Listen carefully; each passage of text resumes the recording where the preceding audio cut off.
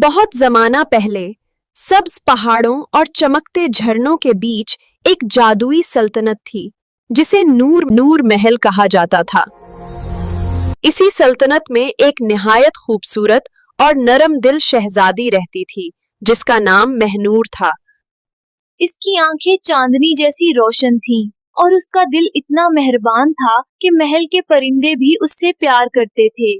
ईद करीब आ रही थी और पूरे महल में खुशियों की तैयारियां हो रही थीं। एक दिन मलका ने मुस्कुराते हुए कहा, महनूर बेटी, इस ईद पर तुम्हारे लिए एक खास जोड़ा तैयार करवाया जा रहा है। महनूर खुश तो हुई, मगर उसके दिल में एक अजीब सी ख्वाहिश थी। वो चाहती थी कि इसका ईद का जोड़ा सिर्फ खूबसूरत ही ना हो, बल्कि इसमें मोहब्बत और खुशी की रोशनी भी हो। इसी सल्तनत के करीब एक और जादुई महल था, जहाँ एक बहादुर और नेक दिल शहजादा रहता था, जिसका नाम रेहान था। रेहान अपनी बहादुरी के साथ साथ अपने नरम दिल की वजह से भी मशहूर था। एक दिन वो महल के बाग में घूम रहा था जब उसने परियों को बातें करते हुए सुना। परियां कह रही थीं, इस साल शहजादी महनूर का ईद का जोड़ा बहुत खास होना चाहिए। रेहान ने ये बात सुनी तो उसके दिल में एक ख्याल आया।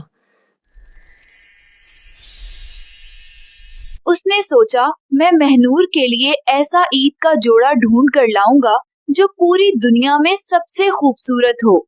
इसी ख्याल के साथ रेहान एक जादुई सफर पर निकल पड़ा। सबसे पहले वो चांदनी जंगल पहुंचा, जहां दरख्तों के पत्ते चांद की रोशनी में चमकते थे। वहां उसे एक बूढ़ी परी मिली।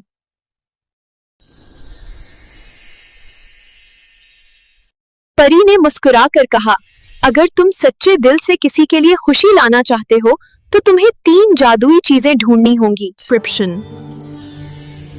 पहली चीज थी सितारों की चमक वाला धागा। दूसरी चीज थी चांदनी का रेशम।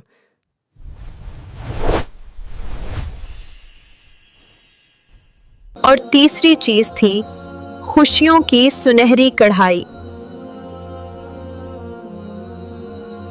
रेहान ने हिम्मत ना हारी।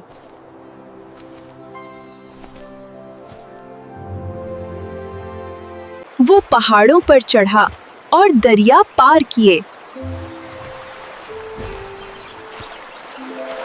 और आखिरकार तीनों जादुई चीजें हासिल कर लाया।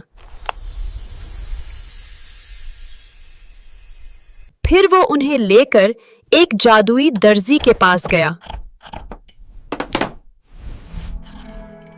दर्जी ने कई दिन मेहनत की और एक हैरत अंगेज ईद का जोड़ा तैयार किया। जब ईद की सुबह आई तो पूरा महल खुशियों से भर गया। महनूर बाग में खड़ी आसमान देख रही थी। तभी रेहान वहां आया और उसके हाथ में एक खूबसूरत डब्बा था। महनूर ने हैरत से डब्बा खोला।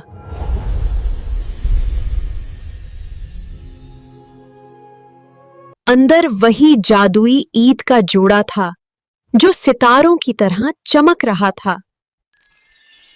महनूर की आंखों में खुशी के आंसू आ गए।